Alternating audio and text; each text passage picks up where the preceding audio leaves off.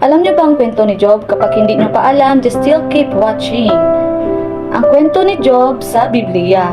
Si Job ay isa sa pinakamasikat na kwento tungkol sa pananampalataya at pagtitiis.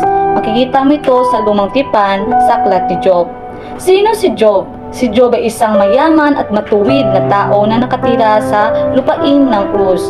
Mababasa yan sa Job 1:1. May isang lalaki sa lupain ng Uz na nangangalang Job, at ang lalaking iyon ay sakdal at matuwid, at natatakot sa Diyos at humiwalay sa kasamaan.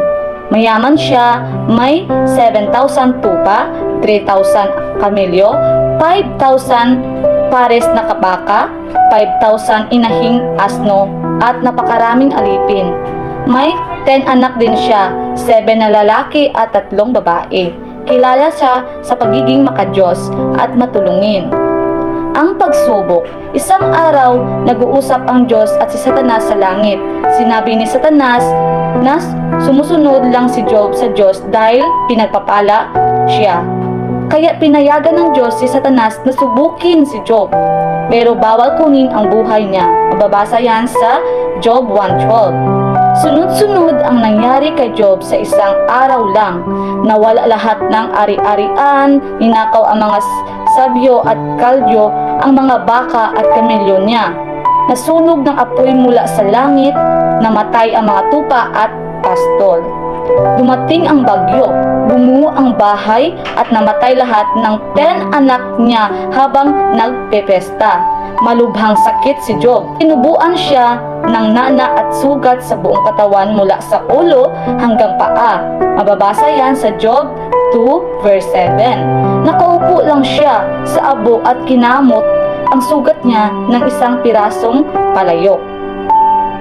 Ang mga kaibigan at asawa ni Job, pinuntahan siya ng 3 kaibigan niya, sina Alepias, Bildad, at Zophar. Ang sinabi nila, nagkasala ka siguro sa Diyos, kaya pinurusahan ka. Magsisi ka na, pero hindi pumayag si Job. Sabi niya, wala siyang ginawang masama. Pati asawa ni Job, sinabihan siya. Sumababasa yan sa Job 2:9. Namuhay ka ba sa iyong pagtatapat? Itakwil mo ang Diyos at mamatay ka. Pero sagot ni Job, Job 2:10, ang mabuti ay tinatanggap natin sa kamay ng Diyos, at hindi ba natin tatanggapin ang masama? So, ang reklamo at pagtatanong ni Job sa Diyos. Dito, naging hanis si Job. Nagtanong siya at umiyak. Nagreklamo siya sa Diyos, bakit ako? Ano bang kasalanan ko?